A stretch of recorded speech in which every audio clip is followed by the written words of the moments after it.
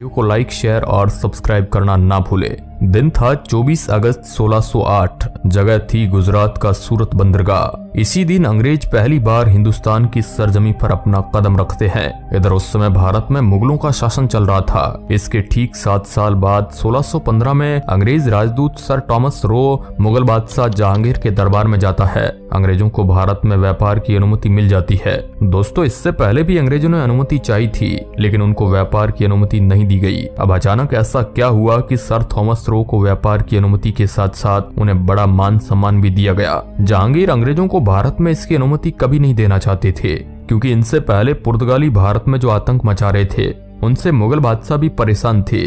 मगर एक घटना के कारण जहांगीर अंग्रेजों को मना नहीं कर सके और उन्हें अनुमति दे दी गई। पहले जान लेते हैं क्या थी वह घटना। एक बार जहांगीर की बेटी जहांआरा, जो कि उनकी बहुत ही प्रिय थी, वह अपने जन्मदिन की तैयारी करते समय बुरी तरह जल जाती है। उसकी हालत खराब हो गई। जहांगीर बड़े चिंतित हुए। उन्होंने हाकिम, वेदों और कई अन्य तरीकों से उसका इलाज कराने की खूब कोशिश की, लेकिन कोई फायदा नहीं हुआ। जब सर टॉमस रो जहांगीर के दरबार में आया था, तब उसने देखा कि बादशाह के चेहरे पर मुस्कान नहीं है। वह दुखी लग रहे थे। पूछने पर उन्होंने बेटी का इलाज न होने की बात बताई। सर टॉमस रो ने बादशाह को भरोसा दिलाया कि वह उनकी बेटी का इलाज करवा कर देगा। बादशाह ने इसके बदले कुछ भी करने का वचन दे दिया। इसके बाद उस अंग्रेज ने तुरंत ही ब्रिटिश डॉक्टर को बुला दिया और जहांआरा का इलाज ब्रिटिश मेडिकल से करवाना शुरू कर दिया। आप जानते हैं कि आज भी एलोपैथी की दवा ही सबसे ज्यादा काम करती है। उस समय भी कुछ ही दिनों में जहांगीर की बेटी ठीक हो जाती है, जिसे देखकर बादशाह बड़े खुश हुए और इसके बदले सर थॉमस रो ने बादशाह से व्यापार की अनुमति मांग ली। जहांगीर मजबूर थे, वे मना नहीं कर सके और अंग्रेजों को व्यापार का शाही फरमान जारी कर दिया गया।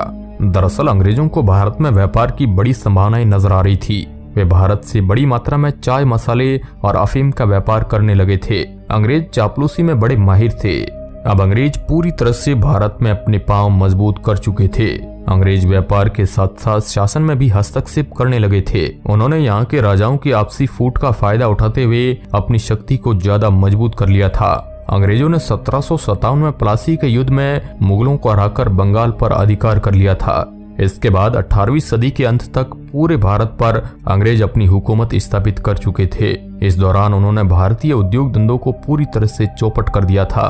अब वे भारत से कम दाम में कच्चा माल खरीदकर ब्रिटेन भेजते और वहां से तैयार माल भारत में लाकर कई गुना दामों में बेच देते। इससे अंग्रेज व्यापारियों को बड़ा फायदा होने लगा, मगर उन्होंने भारतीय लोगों का खूब शोषण किया था, जिससे उनकी स्थिति दिन ब दिन खराब होती चली गई। मगर भारतीयों के दुख दर्द से उनको भला क्या फर्क पड़ने वाला था। उनको तो बस ब्रिटेन में बैठे अपने आकाओं को खुश करना था।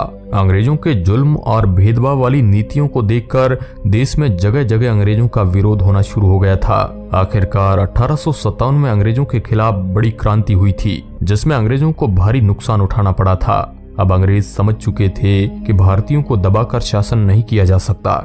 इस क्रांति में मंगल पांडे, झांसी की रानी लक्ष्मीबाई, तांतिया टोपे जैसे वीर क्रांतिकारियों ने अंग्रेजों के छक्के छुड़ा दिए थे। लोगों ने विदेशी वस्तुओं की होली जलानी शुरू कर दी। हर विदेशी वस्तु का बहिष्कार होने लगा था। लेकिन क्या आप जानते हैं कि वह कौन से असली कारण थे जिनसे डरकर अंग्रेज समय से पहले ही भारत छोड़ने के लिए तैयार हो गए थे? साल था 1939 का। दुनिया में दूसरा विश्व युद्ध शुरू हो गया था।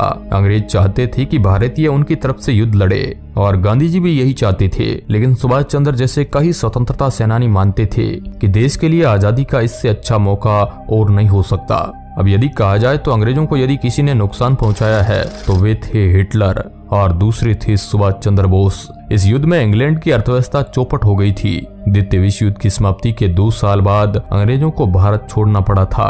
वह ऐसा नहीं चाहते थे, लेकिन इस युद्ध ने अंग्रेजों की कमर तोड़ दी थी।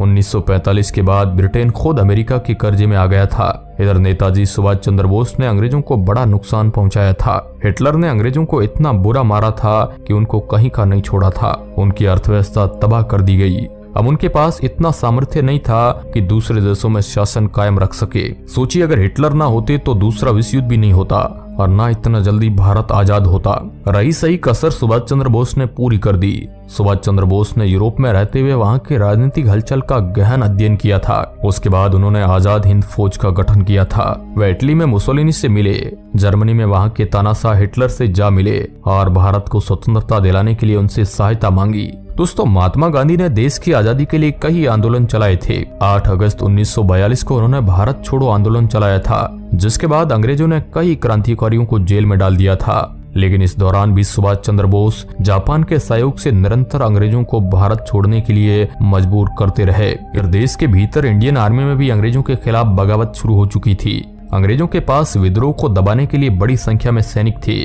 जो कि भारतीय ही थे। अब उन्होंने भी विद्रोह कर दिया। इधर 1946 में मुंबई में नौसैनिक विद्रोह हो गया था, जिसके बाद अंग्रेजी हुकूमत घबरा जाती है। उन्होंने सोच लिया था कि अब भारत में बड़ी मात्रा में अंग्रेजों का कत्लेआम हो सकता है, इसलिए उन्होंने जल्दबाजी में सत्ता हस्तांतरण की घोषणा कर दी।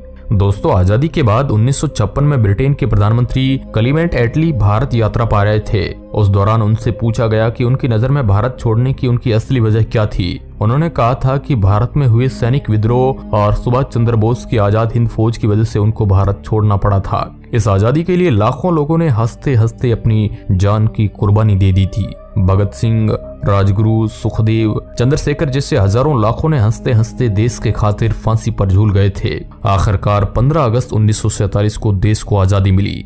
दोस्तों, रॉयल टीवी इंडिया की टीम इन लाखों वीर शहीदों को नमन करती है। तो दोस्तों, कैसा लगा आज का ये वीडियो? कमेंट बॉक्स में जय हिंद जरूर लिखिएगा। आप देश की आजादी के बारे में क्या सोचते हैं? आपके अनुसार आजादी के असली हीरो कौन थे? कमेंट में जरूर लिखिएगा।